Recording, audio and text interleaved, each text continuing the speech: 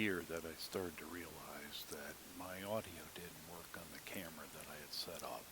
I'd used an external microphone and I don't think it worked with this specific camera. It's a Canon T4i, so if you have any ideas, I tried looking at the settings after the fact and it just didn't work.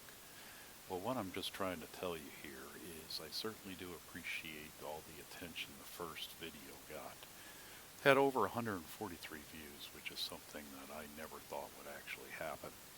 But since I needed to do a lot of work on this van, I decided to go ahead and make another video and kind of help you guys, or at least carry you along the way, or share with you the work that we're going to do to what we're affectionately calling Gnomella. Previous owner had named the van Ella, and she had it for about 3 years, and we always carried gnomes with us with our previous motorhomes, so we married the two together, and now this is Gnomella. So one thing that we did do since the last video was we did do some cleanup.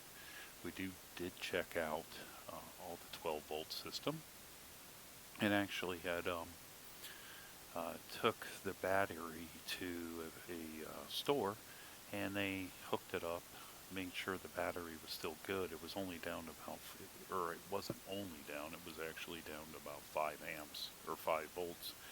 So they recharged it overnight. It was reading 12 volts, and so we installed it, and we have our 12-volt system. The only thing that really didn't work is can't run the one burner stove off of it, but the water pump for the sink works, and the refrigerator works, and all the lights work. And we even figured out how to make some of the 12-volt receptacles work as well.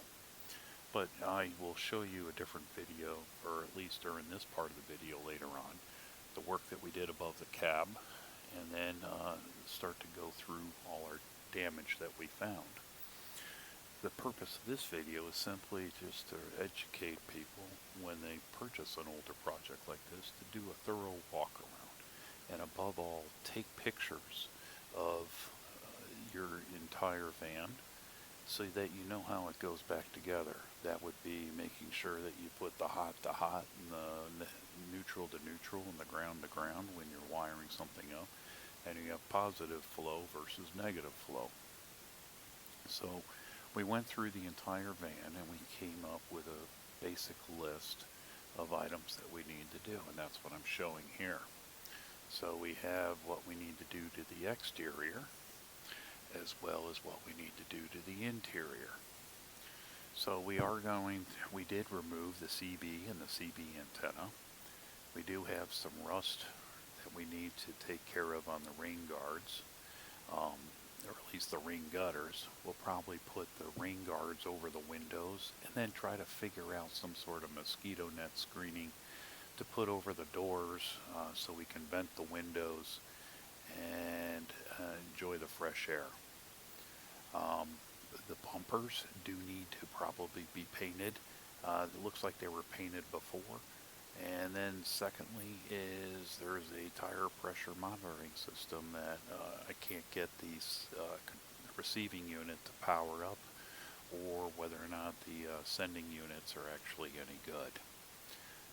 We did know at the time we purchased it that we do need to replace the windshield wiper motor, or it may be a fuse. We did check the fuse and it looked good. Maybe it's a relay, but the AC probably needs to be recharged.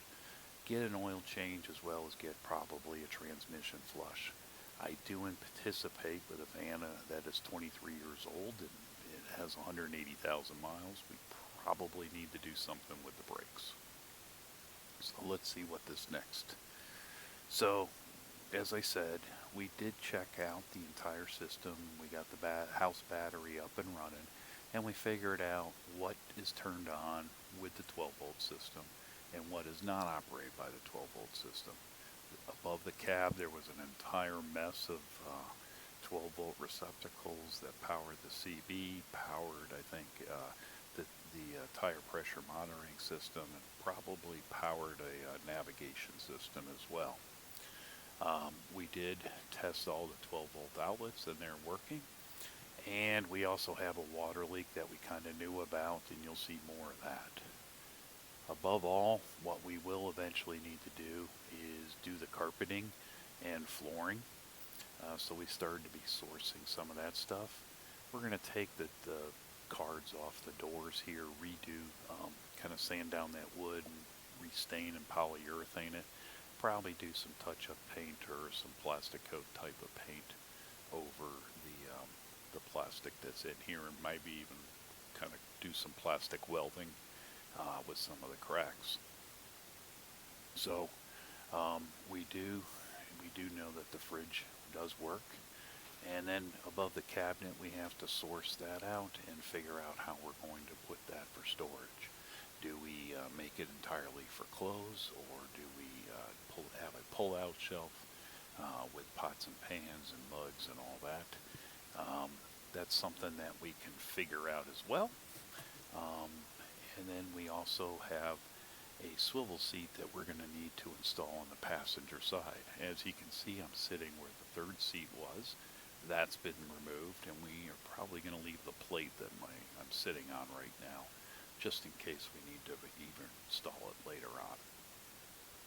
The swivel seat is going to be a little difficult. The best solution I think I figured out, because this was a Jayco factory conversion, I can't find any swivels for a 2000 Dodge Ram 3500, so I probably will just take the seat out and measure the holes, get the hole placement, and then just try to figure something out on the internet as to what kind of swivel seat would, or that plate will fit the seat. And then lastly, we do have some accents that we want to do, because some of the velour, or the little suede wall coverings are starting to rip a little bit, so we'll need to do, probably need to replace a bit of those. And then lastly, get some blackout curtains and shades, figure out that solution, maybe some insulating window covering. Then the next thing is I have a shed and a hallway full of what we had in our motorhome. We'll have to figure out what we need to bring with us on this one, and we probably are going to be looking December for the first test run of everything that we need. Probably go to one of the local state parks. So I'm going to switch cameras here shortly and show you the damage that we have, and kind of take you around the entire van a little bit better than before. Do apologize over the shaky camera from the first video. I also realized that this video is going to end kind of abruptly with just a shot of the van. So I appreciate everyone watching, and thank you very much. Till the next one.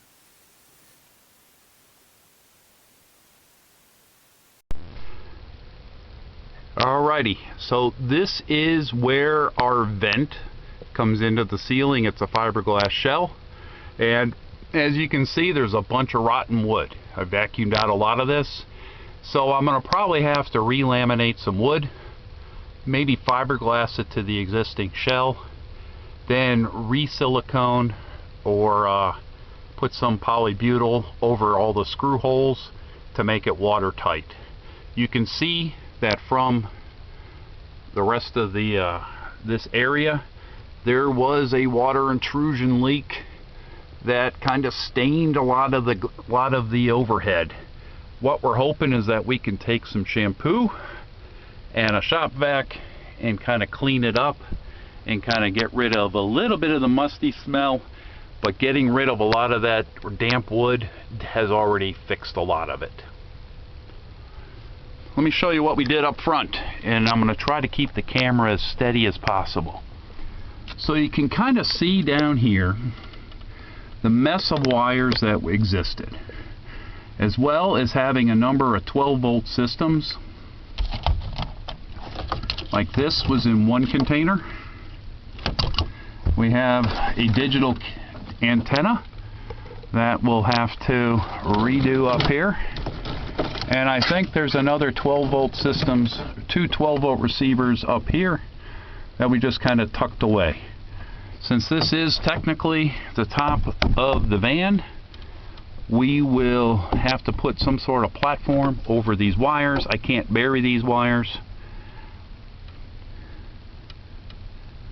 And then we'll put some sort of, I think we may do a shelf that slides out here for the kitchen. And we also have an on-off switch for this 12 volt, which ran the TV and the VCP. Sorry, I didn't get that in view. And if you turn that on, that becomes live. I probably will move it over to here.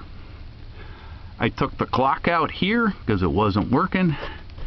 This is just a little bit of storage. May take the drawer off or the door off altogether for easy access. I did find in here we have this kind of amount of space in the back here. Let me get the light. You can kind of see back there, instead of having a door with some shelves, probably got to do a slide out door that we can slide out so we get to access the room that's back here. So that's probably what we're going to do there. I have yet to test the water system. More than likely, I will not be drinking anything out of the water. So maybe just for sink purposes. But I did find that the battery is not enough to turn the stove on, or the burner on. But once I have the generator on, it is. Let me show you what we need to do here with the bathroom. Ouch. So, this is the toilet, and as you can see, let me put the camera up here. This thing kind of moves around. I don't think it's supposed to do that. And I will show you underneath why I mean that. Now, if you have had a trailer, Class A, Class C, you will know, you know this very well with the dump tanks. But you can see how this, let me get the light,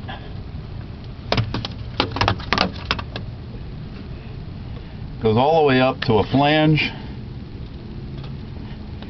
This whole flange moves back and forth. And it also leaks. So there's something being held already in here, and I do not want to empty it right now. Kind of afraid to empty it. So I may just cut it off, undo the screws, or cut the screws off, put a piece of metal on there, JB weld it, and then put a cassette toilet in there that is a lot easier to manage. And you can see our lovely generator, which starts up. Probably needs the carburetor clean because it runs hot and cold. It goes runs in cycles, but it does run. And if you put the microwave on or the air conditioning on under load, it kind of sorts out the governor situation, or the choke situation. So that's all good. Let me show you something else. This is the rust I was telling you about. It's on the rain guard, or the gutter, so to speak. It's probably just something we need to clean up and put some spot or rust stop on here. This does not go through. It's just surface right now, so we should be okay. I did check all the caulk, and the caulk seems to be okay. I don't see any water intrusion as we go down through any of the walls. And the other bonus is the porch light works. Woohoo!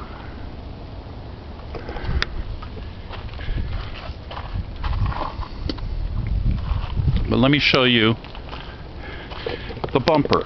You can kind of see then the bumper. I'm trying not to move this thing around too much. It's kind of scratched. The boys call this Eagle 1.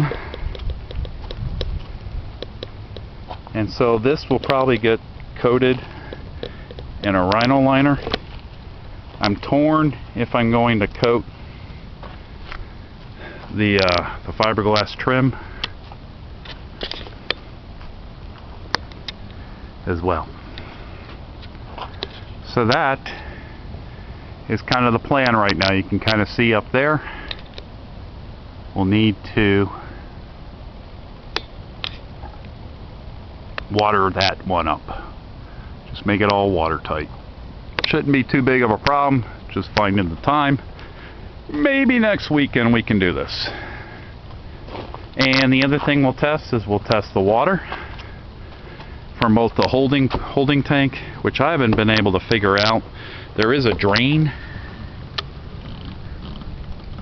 somewhere underneath here.